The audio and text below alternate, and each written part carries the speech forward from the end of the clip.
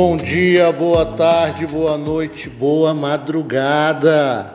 Moeme-se! Hoje nós iremos conversar com a professora Vitória Matias, professora de língua portuguesa, que está lecionando aqui no Moema desde 2024.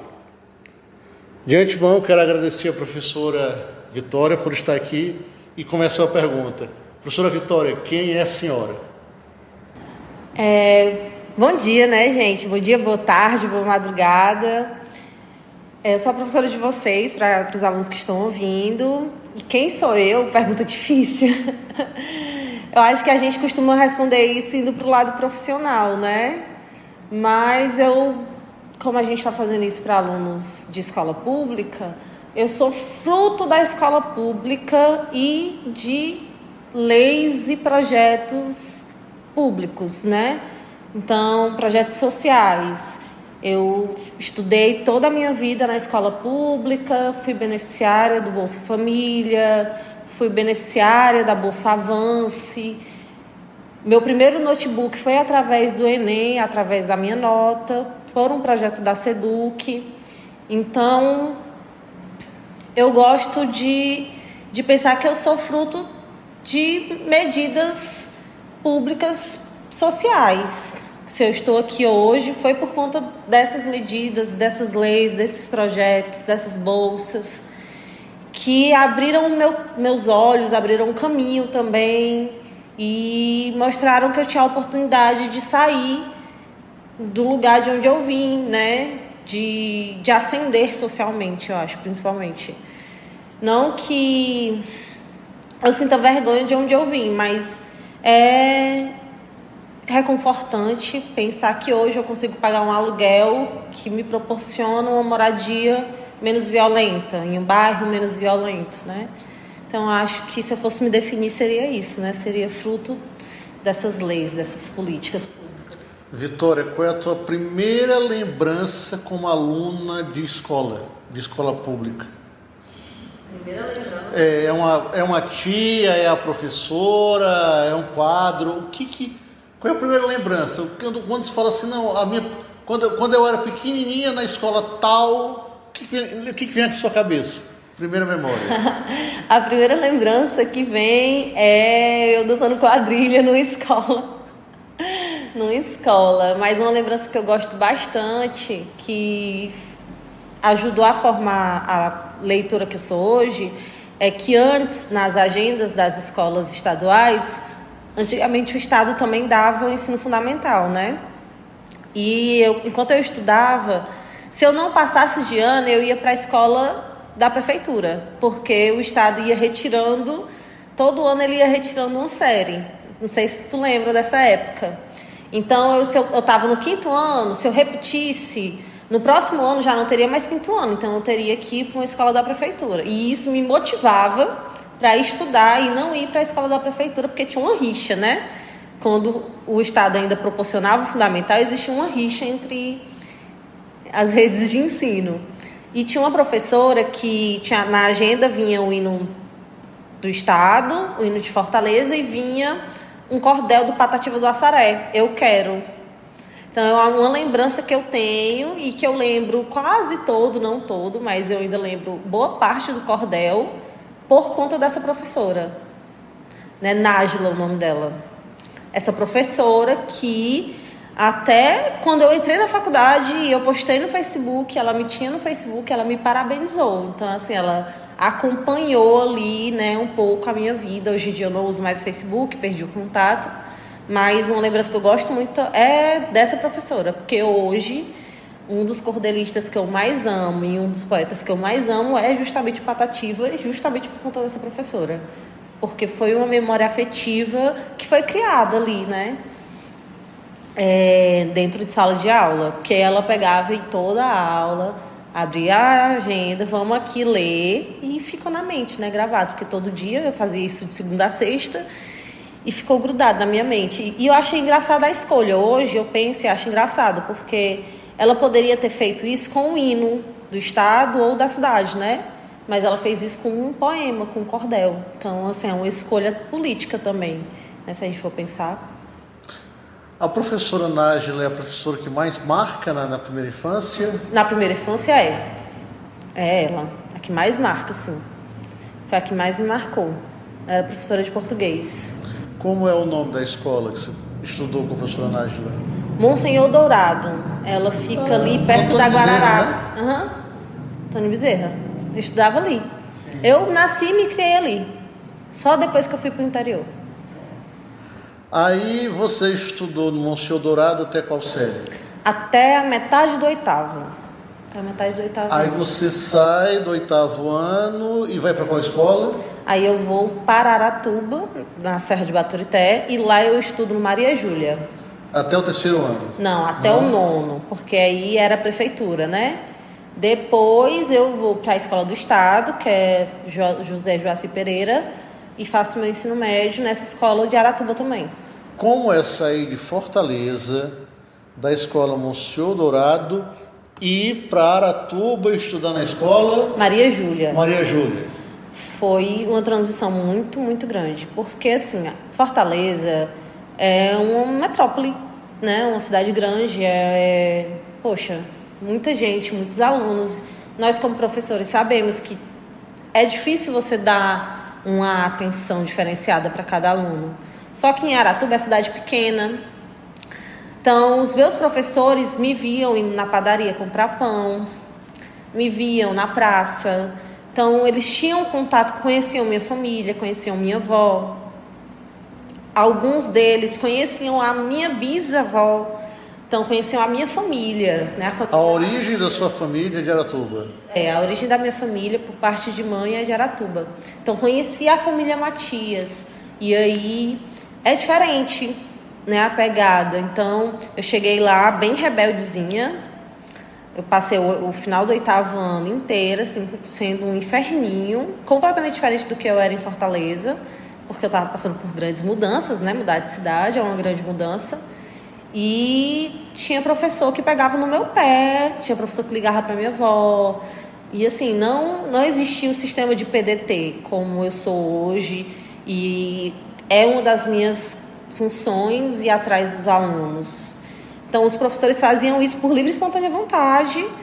E teve um professor que, no finalzinho do 8º ano, como eu saí de uma cidade para outra, o meu histórico não foi junto, demorou, enfim, um processo. Então, eu não tinha nota nos 2 primeiros bimestres. Fiquei de recuperação em todas as disciplinas. E aí eu também era fugia de sala, era bem pestinha. E aí um professor de matemática, o Monteiro, ele foi falar comigo: olha, você ali, desses que estão aqui, é a que eu vejo que mais tem futuro e que está desperdiçando um potencial grande. E porque eu perguntei para ele, de todos os alunos, porque tu só enche o meu saco? Porque tu só pega no meu pé? Porque tem trocentos alunos da sala fazendo bagunça, mas se eu fizer bagunça, tu vai chamar minha atenção. Ele, porque eu sei que você não está fazendo isso porque é de você fazer isso. Você está fazendo isso por outro motivo. E você tem potencial. Depois que ele falou isso, no 9º ano, era outra Vitória. Era uma Vitória que sentava na frente, era uma Vitória que fazia atividade, foi uma Vitória que não ficou em recuperação em nenhuma disciplina. Completamente diferente da Vitória do 8º ano. Porque foi um choque. E ele falando: você acha que é bonito para sua avó tá criando você aqui, você fazer isso, toda semana sua avó tá aqui? Não é bonito, ninguém acha isso bonito, nem você acha isso bonito. Aí nem eu acho isso bonito. Aí eu fui voltando assim ao que eu era aqui em Fortaleza. A revolta foi passando, foi assentando assim e foi melhorando. Então, o professor Monteiro foi muito importante para a sua vida. Foi. No Fundamental 2, tem uma tríade, assim, acho que um quarteto, na verdade, de professores que, se não fossem eles, eu acho que eu teria demorado mais e talvez nem fosse o que eu sou hoje. Porque eles ajudaram muito na minha criação, né? No Fundamental 1 foi a professora Nájila, é a que eu lembro. Mas no Fundamental 2 foi o professor Monteiro, de matemática, o professor Gil, de história, o Chiquinho, de português, que falou que eu ia ser professora, e eu disse: Deus me livre. E aqui estou eu. E eu trabalhei com ele já. E a Marta, de Ciências, que ela tinha uma pegada diferente, uma pegada mais materna, assim. Era de todos esses eram os únicos professores que eu assistia a aula no 8º ano. Dos 3 é porque eu tinha medo, receio, né? Porque eu sabia que eles iam atrás, que eles iam ligar para minha avó, que eles iam fazer um fuzuezinho. Mas da Marta eu ficava porque eu gostava. Ela era professora de ciências e eu gostava dela. Porque ela chegou com uma outra pegada, ela me viu com outros olhos. Né? Ela viu uma menina nova, chegando nova na cidade, tinha passado por uma mudança muito grande, sabia de algumas coisas que me levaram a me mudar. Então, a forma que ela chegou foi diferente. Então, era a única professora que eu assistia a aula com vontade. Os outros eu ficava na sala, não saía, não gazeava a aula, mas também não estudava muito, assim, ficava ali porque eu tinha medo deles. Dela não, eu pegava caderno, anotava, estudava mesmo. Era a única ali no 8º ano. Aí depois, no 9º ano eu me ajeitei, assisti a aula de todo mundo, já estava melhor. Então, a impressão que me dá é assim, Fortaleza estava tudo muito suave, mas parece que sem tempero. E quando vai para Aratuba, primeiro uma revolta, mas depois vai uma consciência despertada aí. Ou não, é eu que estou imaginando. Foi. Fortaleza, só uma professora me marcou. Aratuba, eu tenho uma irmã mais nova, e a minha mãe tem muita vontade de voltar para Fortaleza e trazer minha irmã. Só que eu não deixo, porque, para mim, o ensino de Aratuba ele é melhor do que o ensino de Fortaleza. Para você achar um bom ensino, uma boa escola em Fortaleza, você tem que procurar bastante. E aí a gente tem muitas questões que vão influenciar, né? Se aquele bairro é perigoso, se não é, como é que funciona, como são os professores ali, várias questões. E a minha irmã ainda está no fundamental. Então eu digo, não, mãe, se for ensino médio, eu conheço algumas escolas, mas eu não conheço nenhuma escola da prefeitura, né? Eu conheço algumas escolas que daria sim para a Luísa estudar, escolas profissionalizantes, que as oportunidades aqui em Fortaleza são melhores. Mas no fundamental, fica aí até a Luísa terminar o fundamental, porque o olhar é muito mais humano. Eu sinto isso, uma aproximação maior, um envolvimento maior. É um ensino que, quando eu vejo a minha trajetória como professora, quando eu projeto isso e planejo os meus próximos anos aí no magistério, é assim que eu imagino que vai ser a minha pegada. É o que eu quero que seja, né? É o que eu almejo. Ser como esses professores de Aratuba foram para mim. Então, como Aratuba, para você, a análise que você faz é que Aratuba é mais pessoal, a relação escola-aluno, e aqui já tem uma certa indiferença, é isso? Porque a gente, muitas vezes, o professor não é do mesmo ambiente, não é do mesmo bairro, então não entende de algumas coisas, não tem tato. A cultura da cidade faz muita diferença. Faz muita diferença. E não tem como culpar a gente, porque a nossa vida também está a mil, são problemas a mil. E é muito difícil você se preocupar com a pessoa que você está ali convivendo só no trabalho. Diferente dos meus professores de Aratuba, que eles me viam na pizzaria, que eles me viam quando eles iam passear com o cachorro, que eles conheciam o meu tio, que eles conheciam o meu bisavô, que tal pessoa era amiga de tal pessoa da minha família. Então é uma relação muito íntima, diferente da relação que a gente tem aqui em Fortaleza. Não é que os profissionais de Fortaleza eles não tenham esse tato, mas é porque a construção é diferente, porque numa cidade pequena em que todo mundo se conhece, a empatia e o amor que você sente são maiores do que quando você vai de um bairro para o outro, você trabalha em 4 escolas, você não sabe o que acontece naquele bairro, você não sabe quem ali como é que é a dinâmica da família daquele aluno. Então, assim, os professores sabiam que quem me criava era minha avó. Era minha avó e meu tio, mas quem me criava era minha avó. Então, sabiam disso. Então, até a forma de falar era diferente, né? Eles falavam assim, você vai querer fazer isso com a sua avó, já é idosa, né? Eles tinham uma visão do todo, né? Eu acho. E isso muda muito, porque não era para ser assim, mas acaba sendo assim. Professor, ele pega muitas funções, né? Ele pega a função de professor, ele pega a função de psicólogo, ele pega a função até de pai, de mãe. E a gente tenta fazer uma linha para que isso não nos afete, não nos adoeça, mas a gente pega essas cargas. E aí eles tinham esse papel que às vezes não era nem... Eles nem viam como função deles, eles viam como algo natural. Era como se fosse natural mesmo, sabe? Você dá bom dia pro seu vizinho, aí você aproveita, ei, a Vitória, viu? Ela tá faltando isso aqui. Tá, minha avó ia comprar a galinha para fazer o almoço e voltava. Tu tá se danando na sala de aula, é? Eu vi teu professor ali e ele falou isso aqui. Então, assim, o meu ensino, ele era constante, né? Eles estavam me ensinando constantemente. Se eles me vinham tarde na noite numa festa, tá fazendo o que aqui? Amanhã tu tem aula. Uma menina de 14 anos não é pra estar na rua uma hora dessa. Então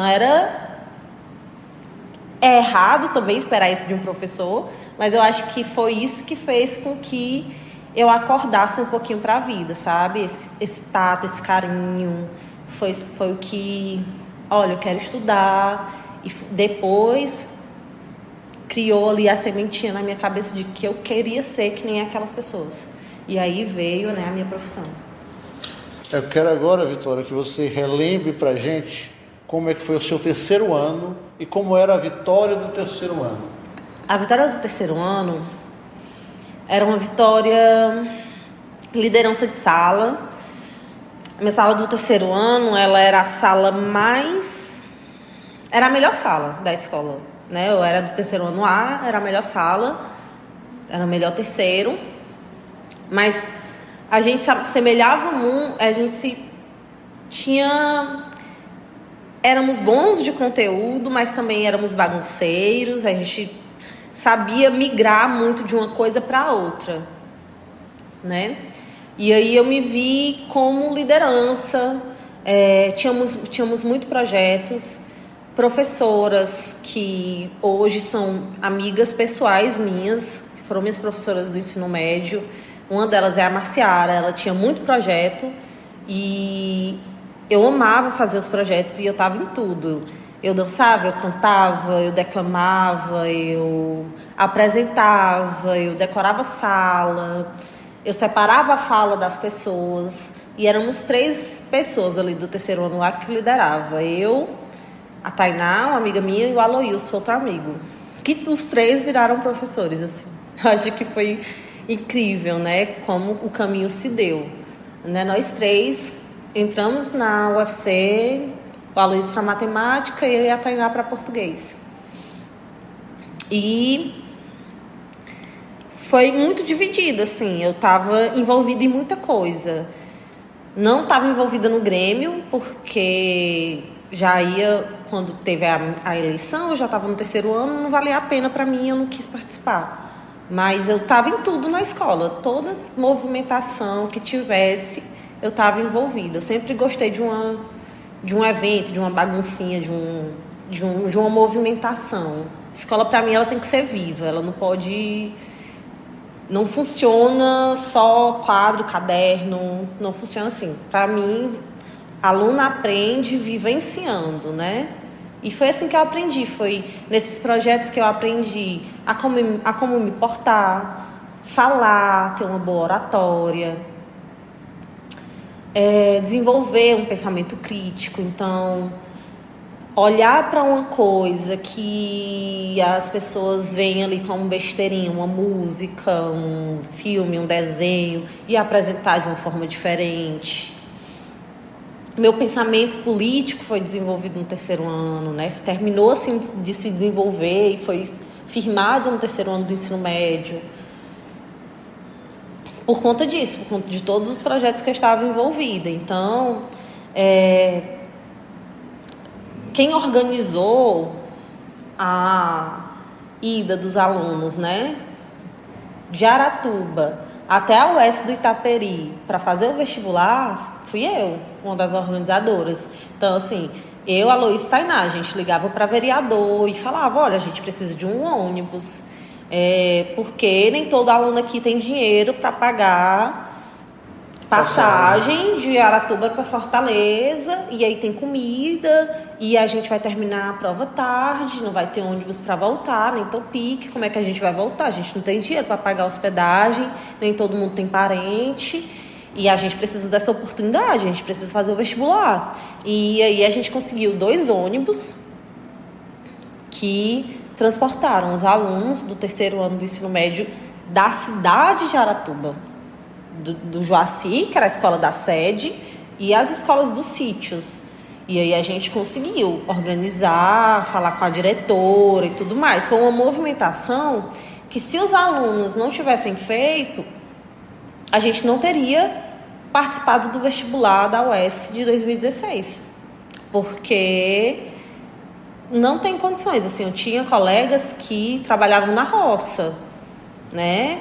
E eu não estou falando isso porque eles não tinham nenhum dinheiro. Tinham, dava dinheiro a algumas coisas, mas algumas plantações. Mas eles não tinham nem cabeça para pensar, para organizar uma vinda para Fortaleza e pensar, nossa, eu tenho que estar numa hospedagem, no hotel, porque ele estudava de manhã e à tarde ele estava na plantação, ou era o contrário, estudava na plantação de manhã e à tarde estava estudando.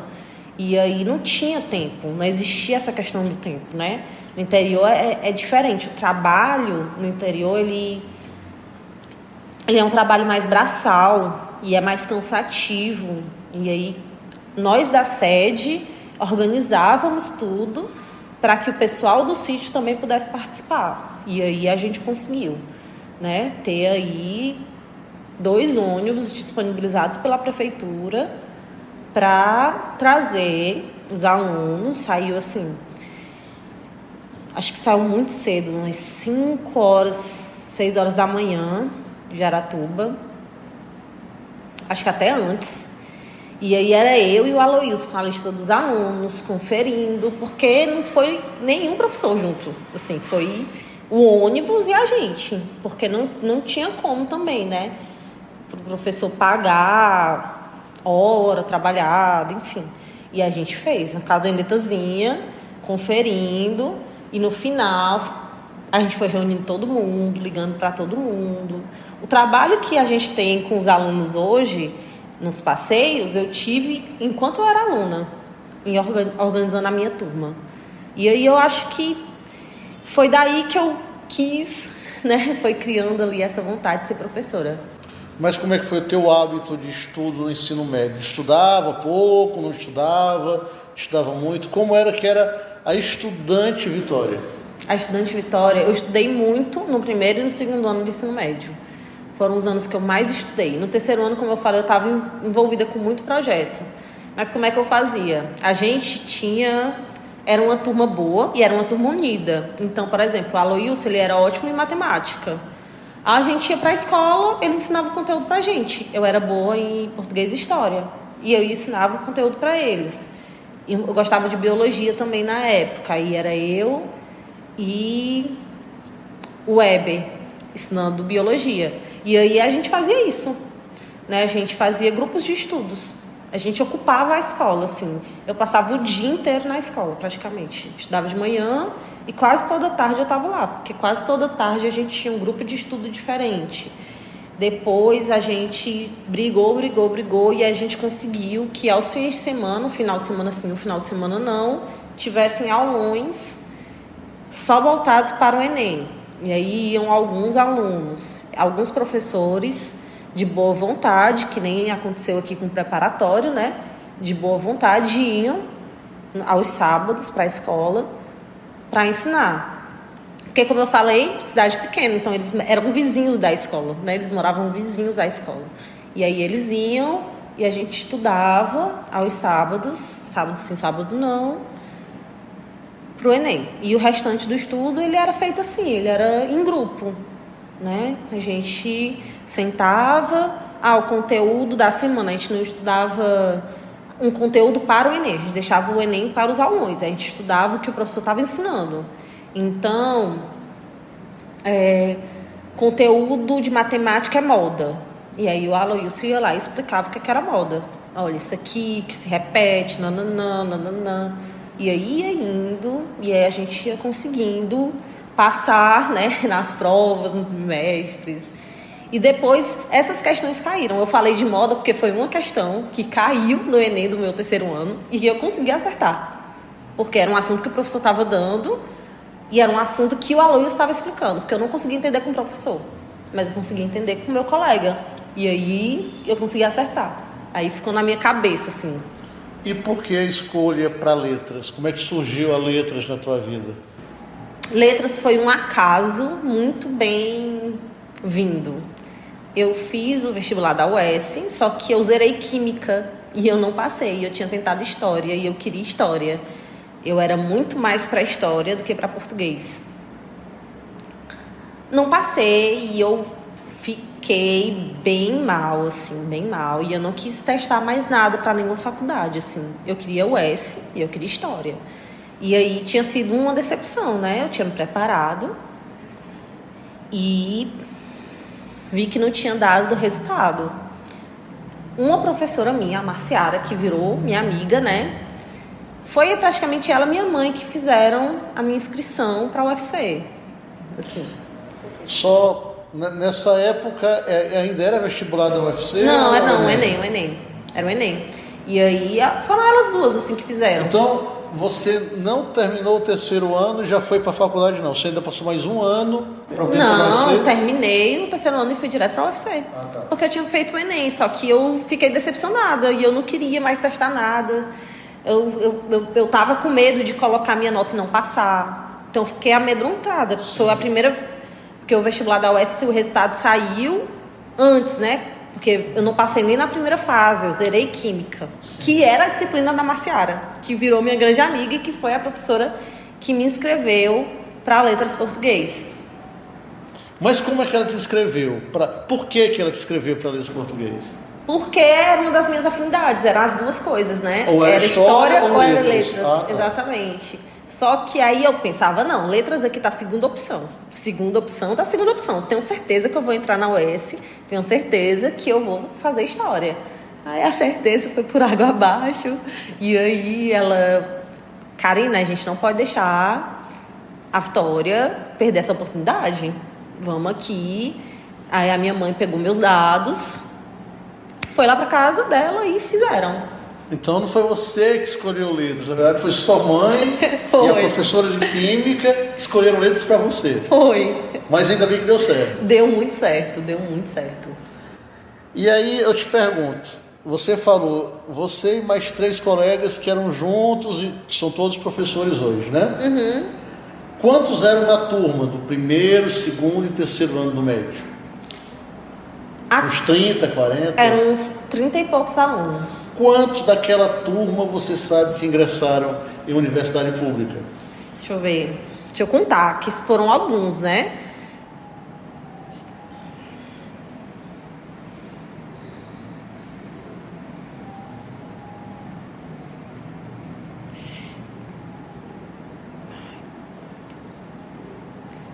Eu acho que uns 8, 9.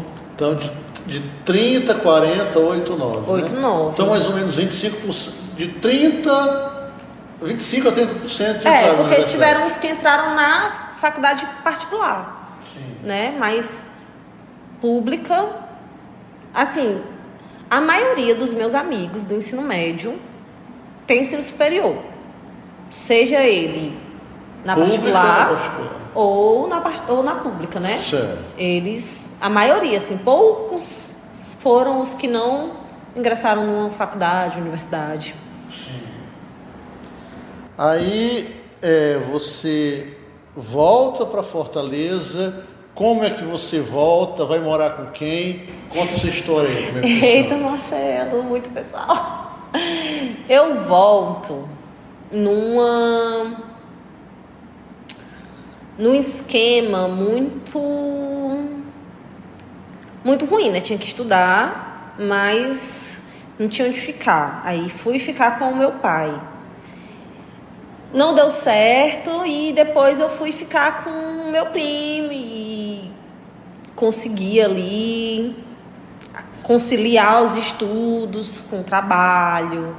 E eu já trabalhei muito rápido em projetos, né? Escrevi projetos para passar como Novo Mais Educação, redação nota 1000. Então, assim que eu entrei, eu já comecei a atuar em sala de aula. Porque por isso que eu falo que eu sou fruto dos projetos, né? Porque tinha esses projetos que foram me treinando para o que seria a minha profissão. Então, assim, ao longo de toda a faculdade, eu fui sendo testada. Olha, é isso aqui mesmo que tu quer? Tem esses problemas aqui, ó. Esses alunos têm isso aqui. A escola pública funciona dessa maneira. Aí, logo depois, eu consegui uma particular. E aí, fui vendo, né, como é que funcionava. Que nem tudo era um mar de rosas, né, no ensino. Ok, mas vamos lá. Você passou, vem para Fortaleza. Conta como é chegar no primeiro semestre na UFC, você que tinha passado 4 anos e meio em Aratuba, volta para cá, como é aportar na UFC? Outro mundo, né? Outro mundo. Eu estava desacostumada da cidade grande já. Eu tinha me acostumado com a cidade pequena. E é muito diferente também, porque o professor da universidade, ele não entende que nem todo aluno ele vive para estudar. Alguns alunos trabalham e estudam. Então, foi bem difícil, foi muito difícil me manter na universidade, muito difícil mesmo. Porque muitas vezes eu me vi tendo que escolher, né? Ou ensino ou trabalho, ou ensino ou trabalho. E foram escolhas que eu fui fazendo todo mês, assim, todo semestre, todo novo semestre eu tinha que fazer essa escolha, porque a gente tinha que se matricular, né, nas disciplinas, e agora letras não é mais um turno só, né, interino, o dia todo. Então tem disciplina que é 9 horas da manhã, outra disciplina que é 1 hora da tarde. Como é que eu consigo uma escola nesse horário louco? Né? É uma questão. E aí é uma crítica que eu faço também à universidade, porque hoje em dia ela está beirando ali ao excludente quando ela coloca esses horários. Porque uma bolsa de 300, 400 reais não é suficiente para você se sustentar. É uma pochete, não é uma bolsa. Exatamente. Então, assim... E as melhores bolsas eram pouquíssimas. Era muito difícil de conseguir. E aí você tinha que trabalhar. E eu conheço amigos que trancaram a faculdade, abandonaram, porque tinha que trabalhar. Muitos amigos. Conheço uma amiga que está junto no coletivo que eu faço parte, que abandonou História na UFC porque tinha que trabalhar. E hoje em dia, até hoje, não voltou para a universidade, porque precisa trabalhar. E a universidade, se você não tiver uma boa base, um bom apoio, né, fica muito difícil. Foi muito difícil para mim, porque meu apoio estava todo em outra cidade. E aí, minha avó, uma senhora idosa, a minha mãe ganhava menos que eu, porque eram trabalhos precarizados. E aí eu não tinha coragem de ligar para minha mãe, que ganhava 300 reais, pedindo dinheiro. E aí eu não ligava, mas assim, foi um período... O primeiro ano em Fortaleza, meu primeiro ano em Fortaleza foi um período muito difícil. Às vezes eu tinha um dinheiro da comida, do almoço, e não tinha dinheiro para mais nada. Se eu quisesse comprar um café, eu não tinha dinheiro, não tinha 50 centavos para comprar o café. Assim, eu não tinha. Era a passagem, que a passagem ainda não era gratuita. Então, tinha a carteirinha, mas eu tinha que pagar a passagem. Era a passagem, o almoço e só.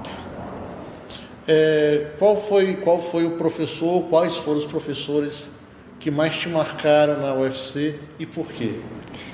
Eu vou falar só uma, acredita? Porque ela apareceu mais de uma vez. A Fernanda, ela era professora de literatura brasileira. Ela apareceu em Literatura Brasileira 1 e Literatura Brasileira 2. E no final da disciplina, né? Que é 4, que você finaliza a literatura e aí a gente faz um... Agora não existe mais o TCC para letras. Você faz vários trabalhos de finalização de curso. E ela apareceu mais de uma vez e ela tinha uma noção e um tato que os outros professores não tinham. Assim, os outros professores, alguns bons que ensinavam muito bem, outros eu preferi reprovar na disciplina por falta, porque não aguentava, porque o professor não tinha didática nenhuma, mas ela era a única que tinha tato. Assim, tato de chegar, olha, eu compreendo, tem esse prazo, você consegue. É o que tinha, assim, né? Os professores que me marcaram ao longo da minha vida foram professores que tinham tato, de alguma forma, uma preocupação diferente, que não ia ali somente, botava um projetor no slide, lia o negócio, passava não sei quantos trabalhos e você que se arranjasse. Porque eu já ouvi de muito professor assim, problema, tem até tal dia, não deu, posso fazer nada. E aí esses aí eu não gosto nem de lembrar o nome, eu prefiro esquecer, prefiro lembrar só dos que marcaram de maneira boa. Coisa que marcou de maneira ruim, não gosto de levar pra minha vida não. Beleza. Aí eu sei que você participa de um coletivo, fala sobre esse coletivo e como é que esse coletivo aparece na tua vida. Esse coletivo aparece através de um amigo que eu fiz, um amigo de quase 10 anos agora, quase 10 anos de amizade. Ele chegou pra mim assim, não, Vitória, é que eu vou montar uma sala pro Sana e a gente tá vendo vários braços aí da cultura, pop, geek, mas a gente não tem ninguém para falar de literatura. Aí eu não consigo falar de literatura para um monte de gente, mas eu consigo te indicar alguns livros, alguns autores, algumas histórias com protagonismo negro, para tu indicar. Aí ficamos conversando e ele foi nessa tentativa. Ele disse, não, Vitória, mas tu só vai dar uma palestra, é a mesma coisa que dar aula, tu só tem que falar. E aí foi assim que eu participei do primeiro Sana de 2023, janeiro de 2023, somente como palestrante. Só que aí, no evento, somente como palestrante não acontece, né? Porque você está vendo uma sala. Porque fomos a primeira sala com que ano? 2023, janeiro de 2023. Em janeiro de 2023, 2 anos atrás, o Sana não tinha tido nenhuma experiência afrocentrada ainda, nem com público periférico. E a nossa sala era a primeira. Então, assim, imagina os absurdos que a gente ouviu. A gente foi boicotado durante e pós-produção. Então, assim, a gente tinha que receber mesa, a gente não recebia mesa. A gente tinha que receber totem, que é a imagem dos personagens, a gente não recebia. A gente não tinha palco. Todas as salas tinham palco que a gente não tinha. Sendo que a gente tinha mandado tudo bonitinho, com antecedência. Porque ele tem essa conversa comigo em 2022, no final de 2022. Me convence a entrar, a gente prepara todo o coletivo. Eu faço toda a programação, porque eu fico responsável pela programação das palestras. Então, eu separo os temas, separo quem vai falar de cada coisa, coloco todo mundo ali. E ele estava responsável pela estrutura, mas eu via. E a gente mandou tudo bonitinho. A gente passou no edital, né? Tem um edital, a gente passou nesse edital. A gente mandou tudo e todas as outras salas tinham essas coisas, a nossa sala não tinha. E a gente sofreu um racismozinho escancarado, assim, nas 2 primeiras edições. De ter gente na rede social comentando, agora tem uma sala só para preto, quero saber quando é que vai ter uma White Heroes, né? Esse tipo de comentários que a gente tinha que aturar, porque estávamos entrando em um ambiente que era branco e elitizado, né? E aí tinham pessoas e salas que estavam ali há anos, a gente estava chegando agora, e a gente tinha que se controlar. A galera, durante a nossa palestra, a galera aumentava o som. A gente dividia uma sala e eles faziam uma divisãozinha assim, mas o som passa de um lado para o outro. Eles aumentavam o som toda hora que a gente ia falar. Praticamente toda hora que eu ia falar, a galera ia lá e aumentava o som até o último volume e a nossa sala não dava para ouvir nada. E aí a gente teve que aturar tudo isso, caladinhos, para depois falar, porque uma pessoa preta, periférica, que é aí 90% do meu coletivo é composto por pessoas pretas ou periféricas ou os dois, se a gente levanta minimamente a voz, a gente é taxado como agressivo, como aconteceu comigo, porque uma das organizadoras foi falar, eu disse assim, olha, fulana, a gente pediu o palco, a gente pediu isso, a gente pediu aquilo e não tem, então assim, a gente está entregando a programação, porque ela foi cobrar a programação, né? A gente está entregando a programação, mas a programação ela foi prejudicada por conta da organização do evento, não por nossa culpa. Estamos aqui, as coisas estão prontas, só que a gente não tem meios para fazer com que a programação aconteça. E aí ela foi chegar nesse meu amigo, no Jeff, e falou assim, não, é porque a fulaninha lá, a Vitória, faltou me engolir. Foi ignorante comigo, sendo que eu falei nesse tom que eu tô falando aqui. E eu passei o evento todinho sendo taxada como doida, porque ela terminou o evento de janeiro de 2023, ela falando que eu tinha gritado com ela. E eu disse, não gritei, não. Se eu tivesse gritado, você tinha percebido, mas eu não gritei, não. E a gente teve, hoje em dia a gente é uma sala mais respeitada, a gente tem um departamento Afrogeek, então a gente tem voz dentro do evento porque fomos pioneiros, então eles viram que éramos necessários, eles viram que o nosso trabalho era um trabalho que já era para existir, então já estava atrasado, o Sana já tinha que ter tido essa representatividade, né? Essa representatividade ela já deveria existir dentro do evento, porque se a gente for analisar, o Sana, se a gente pegar todos os eventos geeks do Brasil, ele é o evento mais negro e periférico, tirando o Perifacon, que é feito justamente para isso, né? Um evento negro e periférico, que ele é feito em periferias.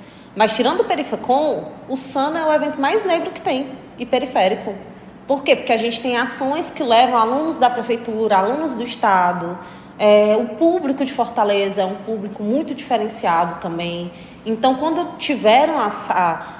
a sala Black Heroes nasceu, muitas pessoas que não se sentiam à vontade em outras salas, porque é a questão de se ver, né, Marcelo? Se eu vejo uma pessoa que fala igual a mim, se veste igual a mim, tem a mesma cor de pele, organizando uma sala, eu me sinto mais à vontade de sentar naquela sala e ficar de boa. Então, assim, a nossa sala, muitas pessoas assistiram às nossas palestras sobre afrofuturismo, sobre a representação negra nos animes e como a cultura japonesa é uma cultura que bebe muito da cultura dos Estados Unidos.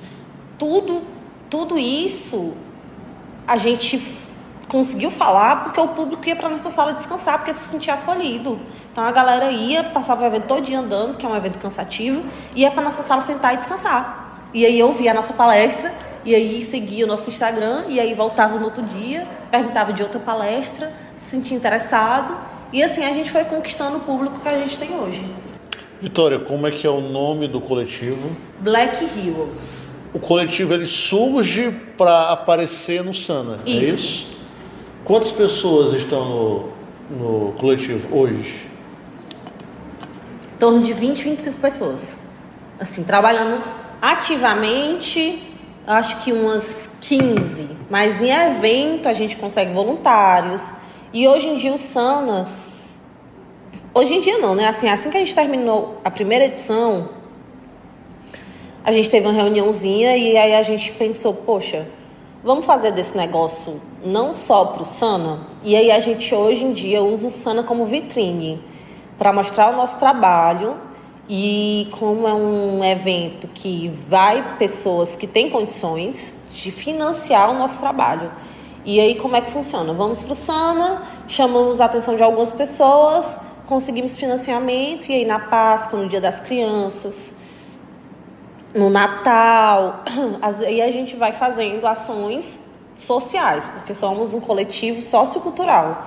A gente leva a cultura para áreas periféricas de Fortaleza, que não tem acesso a ela. Levamos para o SAN também, que é um evento grande, né, já, mas também trabalhamos no social. Então, já teve Páscoa, que a gente dava um ovo da Páscoa em um gibi, em um mangá, né, para as crianças. A gente trabalha muito com o coletivo Barra Mar, né, a gente trabalha com o coletivo Poço da Draga, que são coletivos sociais, que têm ações sociais para tirar as crianças das ruas, né? Levar jogos, brincadeiras, aulas, para que essas crianças não fiquem nas ruas. E aí saiam, né, desse mundo de violência, que elas tenham um campo de lazer. E aí a gente vai levar esse lazer. Então, o último foi na Páscoa. A gente foi para o coletivo Barra Mar, junto com uma empresa que conheceu a gente através do Sana e que agora, toda vida quando eles têm um evento social, eles chamam a gente porque a gente tem contato com as periferias, com as comunidades, a gente sabe, olha, aqui tá bom de entrar hoje, aqui não tá bom de entrar, porque nós somos da comunidade. Então, assim, eu vim de uma comunidade, saí dela, mas tenho contato ainda. Se eu quiser fazer alguma coisa lá, eu consigo. O meu amigo que fundou está em uma comunidade ainda, tem contato de outras comunidades, contato com líderes de comunidades, né? Líderes da população, a galera que faz a movimentação, que tem uma aula de balé, uma aula de judô. Então, a gente consegue aqui, nesse campo social aqui, fazer isso aqui, essa ação. A gente leva óculos 3D. Então, as crianças nunca foram no shopping para colocar um óculos 3D, e a gente leva, e a gente consegue isso através desses patrocinadores que nos conhecem no Sana. E aí a gente tem um trabalho, eu e o Jeff, temos o trabalho de marcar essas reuniões e mostrar o nosso portfólio. Então, temos um portfólio. Olha, que nosso coletivo, ele trabalha assim, ele tem esses dois coletivos sociais dessas duas comunidades distintas que a gente já trabalha, a gente consegue ajudar essa comunidade, eu quero ir para outra comunidade, então pera ainda que eu vou ver ali quem é o líder dessa comunidade, para falar, para conversar, para saber qual é o melhor prédio para se fazer, se tem um espaço, se nesse espaço a gente consegue levar computador. A gente, no Dia das Crianças do ano passado, a gente fez com o coletivo o CUFA do Poço da Draga, e aí a empresa que cola com a gente, que é a Loucos por Games, levou computadores maravilhosos para os meninos jogarem. Levou celular para ter campeonato de Free Fire. A meninada, celular bom. Não era um celular ruim, era um celular bom, um celular rápido, com display bom, com imagem boa. Porque eles são uma empresa de produtos, né, tecnológicos, de computador, de celular, de jogos, tudo mais. E a gente leva isso para criança que nunca conseguiu tocar, uma criança que não vai conseguir ir para o Iguatemi da vida e colocar um óculos de realidade virtual. E aí a gente faz esse trabalho, né? A gente usa o Sana como vitrine, arrecada fundos, consegue uma galera que está a fim de ajudar, mas não sabe como, porque Fortaleza está muito complicada, não é todo canto que você pode entrar, não é todo dia que você pode ir, não é sempre. Então, você tem que ter alguém ali que consiga ter um diálogo. E essa também, a galera dessa empresa não quer ter esse diálogo, né? Eles querem ir e fazer. Que eles, se querendo ir fazer, tá ótimo. O resto do trabalho a gente faz, a gente bota a mão na massa. Na última Páscoa, eu rodei trocentas crianças, pulei não sei quantas cordas. Porque o braçal a gente não tem a grana, a gente não tem um computador de última geração, a gente não tem um celular, a gente não tem um óculos de realidade virtual, mas o resto a gente tem, que é a gente, né? Gente que tem vontade, que quer fazer, que quer mudar, porque a nossa visão hoje, política da Black Heroes, é a gente ser um meio de levar cultura e levar lazer para essas crianças de uma forma segura, que a infância dessas crianças seja diferente da nossa infância, que foi uma infância periférica. E aí a gente não quer que essa criança tenha um lazer em um canto que a qualquer momento pode acontecer um tiroteio, que as pessoas que estão organizando também são as pessoas que estão envolvidas com o crime, porque acontecia, eu mesma tive essas experiências, assim, enquanto adolescente não, mas enquanto criança, às vezes o cara que dava a minha boneca, o meu algodão doce, era o cara que era envolvido com um crime. E eu não tinha noção disso, eu não sabia. Para mim, ele era o tio que me dava boneca quando eu cresci. E aí é muito interessante, porque quando eu vejo pessoas que nasceram onde eu nasci, cresceram onde eu cresci, eu falo esse nome, todo mundo conhece. E aí antes eu pensava, nossa, só o tio legal que tem dinheiro e paga um pula-pula pra mim, porque eu não tinha acesso nem a pula-pula quando eu era criança. E hoje, quando a gente pensa nesses projetos e a gente para pensar em Páscoa e Dia das Crianças, a gente quer levar esse lazer sem estar atrelado à violência, porque eu não quero que essa criança, quando ela cresça, e até ela nem precisa crescer não, porque às vezes a criança entende já ali, né? Que ela não sabe, nem passa pela experiência de que esse lazer foi dado por uma pessoa que é envolvida com um crime, que é a mesma pessoa que dá o algodão doce, é a pessoa que proporciona o tiroteio do fim de tarde. Isso causa uma confusão muito grande na cabeça de uma criança, porque causou uma confusão muito grande na minha cabeça quando eu conheci quem era. Não é possível. Me dava pula-pula, me dava boneca, me dava Barbie. Aquelas Barbiezinhas que amassa a cabeça, mas era uma Barbie, era o que eu tinha acesso, era a boneca que eu tinha, era a boneca que eu brincava. E essa é a nossa política hoje. E o que é que vocês apresentaram no Sunday 23, 24 e 25? A nossa programação foi extensa. Só dá uma resumida pra gente. Que foi falaram sobre heróis negros, né? Falamos, porque tá no nome. A gente falou sobre o afrofuturismo, já falamos sobre a cultura dos vampiros, né? De Blácula a Pecadores, que foi o último filme que saiu. A figura do Blácula, que é uma figura muito enigmática, que é um vampiro negro. Já falamos sobre música, sobre como a Beyoncé está fazendo o resgate da cultura negra. Falamos sobre o que é apropriação, justamente utilizando a Beyoncé como exemplo, que o problema não é você colocar uma trança. Você pode dizer, eu sou branca, amarela, não importa. Vai lá, fortalece o corre de uma transista, que é muito, muito maravilhoso, que é uma coisa demorada, uma coisa linda. Mas saiba de onde vem, não mude o nome. Não é Mandrake, não é trança Mandrake, é trança Nagô. Ela tem um nome, ela tem uma história. Ela veio de um continente que é rico em cultura. Se mesclou com a cultura brasileira. Ela não é uma trança Mandrake, é uma trança Nagô. Ela tem um nome. Porque o problema não é você usar. O problema é quando aquele braço cultural daquela comunidade sofre alterações a tal ponto de que agora a gente não vê mais aquilo como de origem negra, como aconteceu com o rock e como aconteceu com o country, como aconteceu com o estilo, né, da música de... Ai, meu Deus, que a Beyoncé fez as pessoas vão me julgar horrores, mas eu esqueci agora do estilo que ela resgatou. Mas o rock, hoje em dia, as pessoas não falam das pessoas que deram origem ao rock. As pessoas falam do Elvis Presley. Ele é o rei do rock. Ele não é.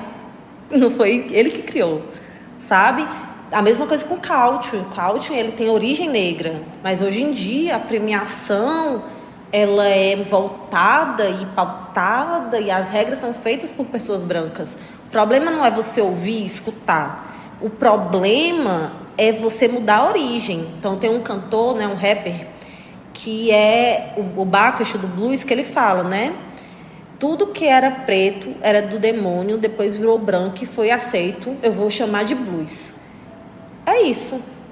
Porque se tá com a gente, se tá com pessoas assim na minha cor, Meu Deus do céu, demônio, não pode, feio, sujo.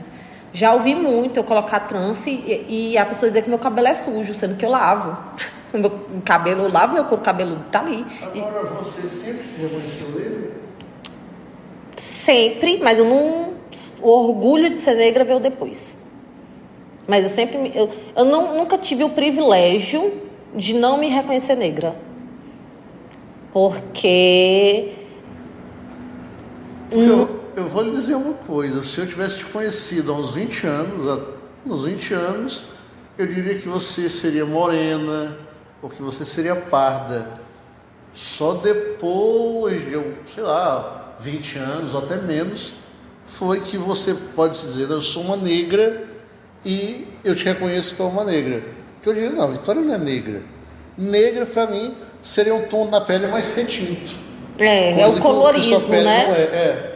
É a questão do colorismo, que é uma coisa muito difícil de se fazer no Brasil, diferente, por exemplo, dos Estados Unidos, porque lá relacionamentos interraciais, eles são muito difíceis de acontecer.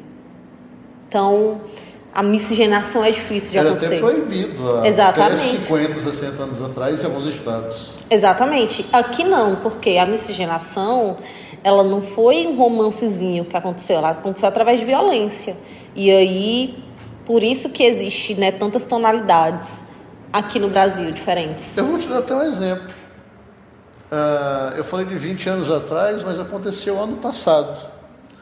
Em uma aula, eu falei assim, pessoal, quem é que vocês veem como negro aqui no Moema? E era uma turma de terceiro ano. Todo mundo falou do professor Ezequiel como negro. Alguns falaram da professora Vanusa e ninguém falou o teu nome. Então, eu acredito que hoje, 2025, no Moema Távora, na sociedade brasileira, se falarem a Vitória, para a maioria das pessoas, vai ser a morena ou a parda. E para pouquíssimas pessoas, a negra. Porque é muito difícil, né? Assim, esse reconhecimento. Tanto é que muitas pessoas não se autodeclaram negras, né? Porque acham que ser pardo... Eu conheci uma pessoa que teimava, que era parda, mas quando foi para passar no concurso, colocou que era negro. Conheci. Assim, e ele teimava comigo. Não sou negro não, porque segundo o IBGE, assim, meu querido, a gente não tá falando de uma coisa que foi escrita por uma pessoa que nem vive aqui com a gente, não. Eu tô falando do dia a dia. Do dia a dia, tu é tratado como negro, porque tu é negro. Eu nunca tive a oportunidade de... A passibilidade, né? De me passar por qualquer outra coisa que não fosse negra, porque com o quê? Acho que 9 anos, eu estava sendo chamada de crioula. Com 9 anos, eu tinha uma vizinha que o filho dela não podia sair de casa, ela proibia. E todo mundo ele dentro de casa, né? E todo mundo na calçada e o portão entre a gente. Se eu fosse brincar, assim que acabava a brincadeira, ela lavava a calçada. E eu era a única negra. E aí teve um momento que ela simplesmente falou, não, porque você é uma criolinha. Uma criolazinha que eu não quero ter no contato com meu filho. Foi a primeira vez, com 9 anos, que eu fui ouvir o que é. Eu não sabia o que era crioula. E a família da minha mãe é branca. Parda, branca, né? É diferente. Então, a minha avó, que é o meu centro, e minha mãe, essas duas pessoas que são o meu mundo, são pessoas que não têm esse entendimento de como é que fere. Mas a minha avó foi a primeira e única vez, a minha avó ela é muito religiosa, foi a primeira e única vez que eu ouvi minha avó gritar um palavrão no meio da rua. E depois, meu tio foi me explicar, olha, crioula, ela falou para lhe ofender, certo? Porque era um termo que era utilizado, nananã, para falar de pessoas escravizadas. E aí eu fui entender que ela não me deixava brincar por conta da cor da minha pele. Porque antes eu pensava que ela tá lá. Eu percebi, porque você sente, o racismo você sente. Você não precisa ouvir. O racismo ele não precisa ser dito. Basta ser olhado, né? Você sente no seu coração, assim, sabe quando tem uma pessoa olhando pra você nas suas costas, você sente esse olhar? É isso. E eu sentia, mas eu buscava resposta. Não, tá suja. E eu não deixava de ir, porque não, ela tava na calçada porque tá suja. Mas eu via que a calçada tava limpa. Eu saía, a calçada tava limpa, não tinha pra que ela lavar. Mas ela lavava por isso. Entendeu? Minha avó é uma mulher branca. Se eu fosse num mercantil com a minha avó, a minha irmã, que tu conheceu já, podia comer no mercantil sozinha, um biscoito, uma coisa. Eu só podia comer se eu estivesse do lado da minha avó. Porque se eu não estivesse do lado, a minha avó era acusada de roubo. A minha avó segurando minha mão. Eu não podia estar do lado da minha avó, só do lado. Isso pequenininha. Isso pequena.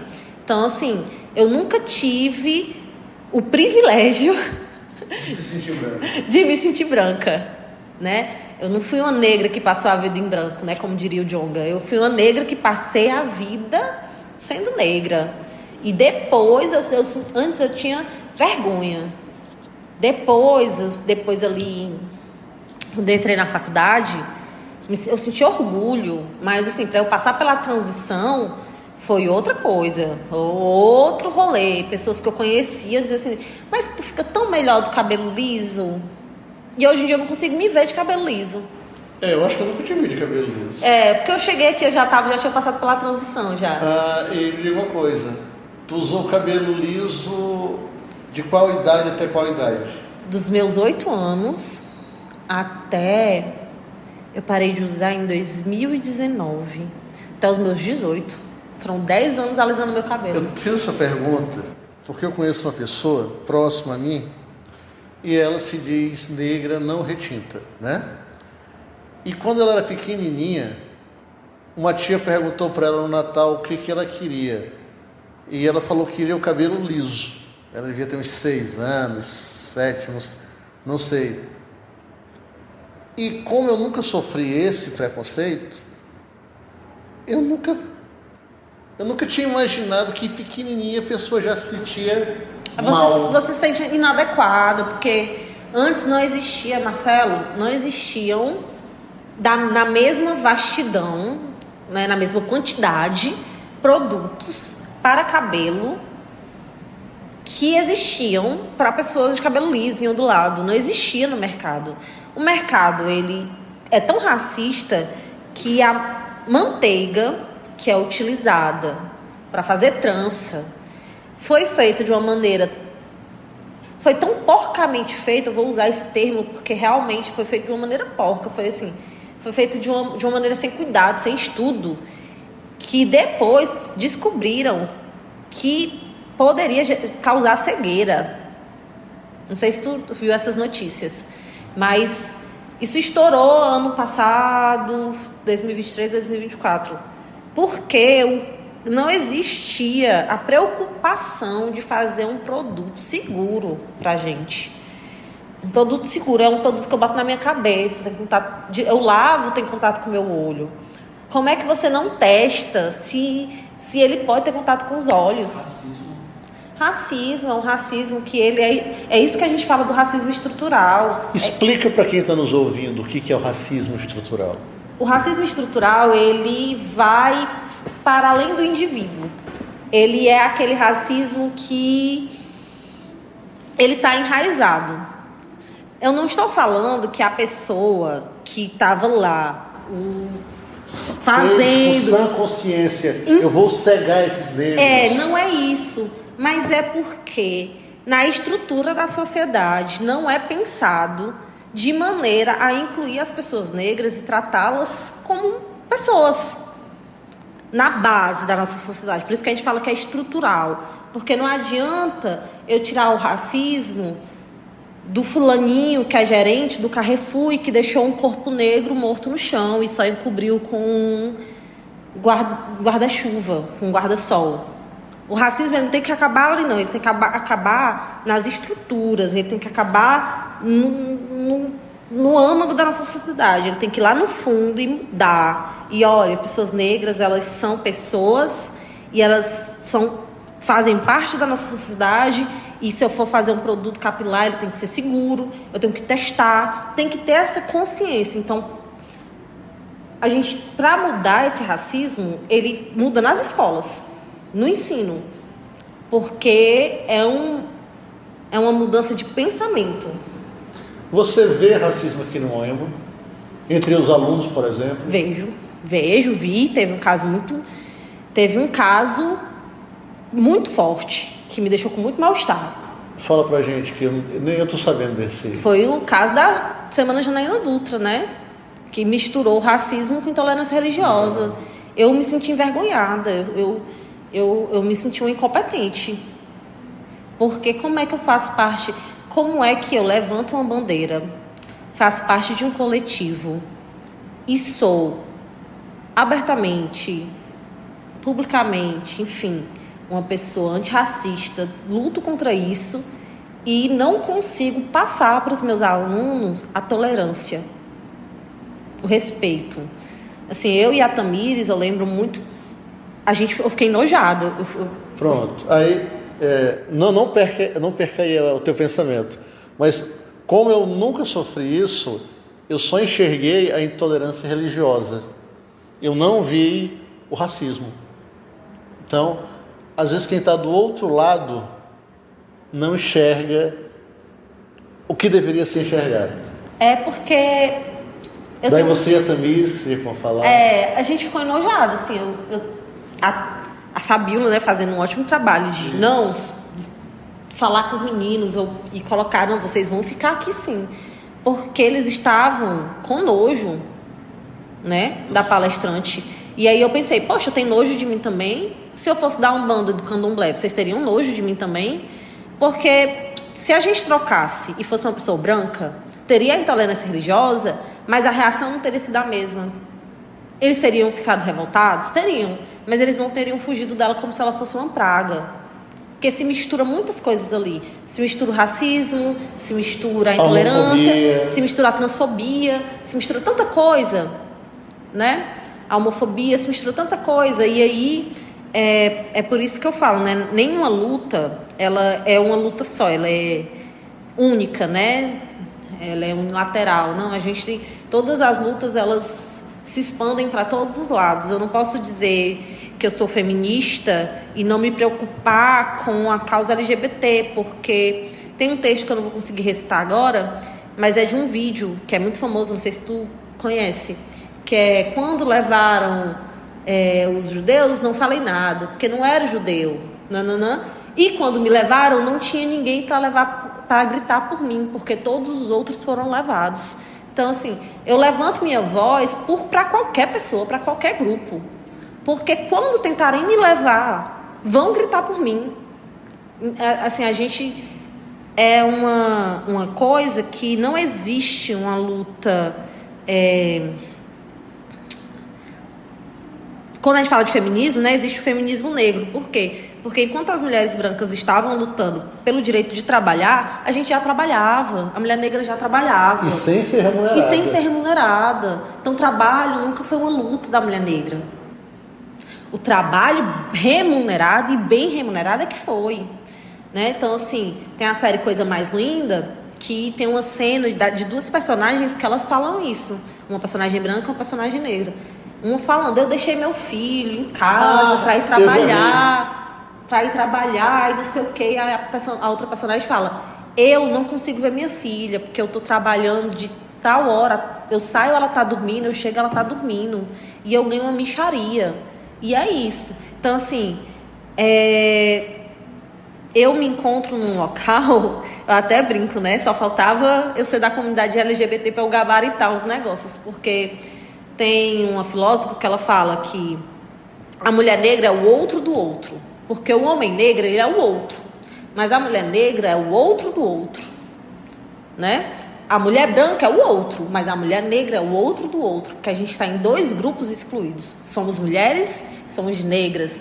E aí, é uma luta que ela é constante, porque eu não vou lutar só contra o racismo, ou não vou lutar só contra o machismo. É uma luta que ela é de todos os lados, e ela é social também, porque tem que ter consciência de classe, porque se eu passo por essas coisas, é porque eu sou uma mulher negra e pobre, eu vim de comunidade, eu sou periférica, né? Então a minha origem é outra, diferente de uma pessoa negra que nasceu em berço de ouro, que vai sofrer o racismo, mas ela não vai sofrer a exclusão social, uma higienização, né? Como a gente está vendo que está acontecendo hoje aqui no Pirambu. Então ela não vai sofrer com isso, ela vai ter outras lutas, outras preocupações, mas ela tem que lutar pelo social também, né? Ela tem que ter consciência de classe, porque a luta ela tem que ir para todas as partes. Por isso que o meu coletivo, ele não é que ele só tem pessoas negras, ele tem pessoas negras e periféricas. E também tem gente branca que não é periférica. Tem gente branca que, nasceu numa classe bonitinho, maravilhoso, mas está no coletivo porque e é uma pessoa maravilhosa e é um membro incrível do coletivo, porque tem consciência de classe, sabe o que é necessário. Então, eu acho que o que falta para os meninos aqui é isso, se olhar no espelho e se enxergar de onde você veio. Olha, eu vim daqui, eu não posso ter esse pensamento de excludente, de exclusão, porque se eu sair daqui e ir para um rio mar da vida, quem vai ser excluído vai ser eu. Se eu for para um rio mar e entrar em um shopping entrar numa loja, quem vai ser perseguido por segurança sou eu, porque a gente não consegue disfarçar a nossa identidade. Eu estava tendo uma conversa com a Renatinha, a professora, e ela falando assim: não, Vitória, para ti é difícil porque tu não consegue, né, esconder que tu é uma mulher negra. Fenótipo, né? Exatamente, fenótipo. Mas eu consigo, eu me vestir bem, ficar caladinha, não abrir minha boca, eu me passo por uma mulher branca de uma outra classe. Mas se eu abro minha boca, eles logo veem de onde eu sou. E é isso, você não consegue disfarçar por muito tempo de onde você é. Porque a sua identidade é quem você é, o fenótipo, isso que tu falou, é a criação. Nós somos seres do meio. O meio em que nós vivemos, eles nos molda, nos cria, forma a nossa identidade. Então não existe a possibilidade de eu ir para um outro canto e as pessoas não verem de onde eu sou, o que eu sou. E se eu fosse uma pessoa branca, não teria como também, porque a minha fala, o meu pensamento, ele foi moldado por uma periferia. As minhas preocupações, a minha empatia foi moldada por morar em uma periferia. E aí, às vezes acontece uma coisa aqui e me atinge muito mais do que atinge outros professores. Porque eu sei o que é conviver com a violência. Eu passei anos na minha vida convivendo com a violência. Eu só consegui sair do convívio da violência porque eu estudei e agora eu ganho bem para sair, alugar uma casa em um canto que a violência não está ali, não é meu vizinho, mas amigos homens da minha primeira infância eu não tenho mais, porque ou estão mortos ou estão no crime. E eu não consigo manter uma amizade. Porque eu não consigo manter uma amizade com essas pessoas que entraram nesse mundo, que é o mesmo mundo que tirou meus outros amigos. Eu não consigo entender como é que tá lá, mas ao mesmo tempo eu entendo, porque se eu não tivesse saído dali, talvez eu estivesse ali também. Então, assim, quando eu, citando novamente o Djonga, né, eu estou citando os rappers, as coisas como se fosse o versículo da Bíblia. Mas quando eu penso em julgar, o silêncio me consome, porque eu sei que aquela família ali, às vezes, não tinha o pão. Assim, eu sei o que é ter que escolher entre o almoço e a janta, sabe? Então, são coisas que a gente que veio no mesmo lugar, a gente não consegue julgar. Às vezes, quando eu escuto uma coisa sobre um aluno específico, uma turma específica, eu penso assim, poxa, mas eu era esse aluno específico, eu era dessa turma específica. Eu só mudei quando eu saí de Fortaleza.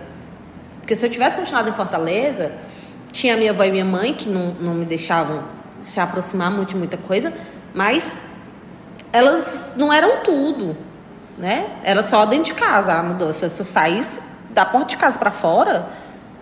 Tanto é que eu tenho amigos, conhecidos, familiares que estão... E aí, o que é que eu vou fazer?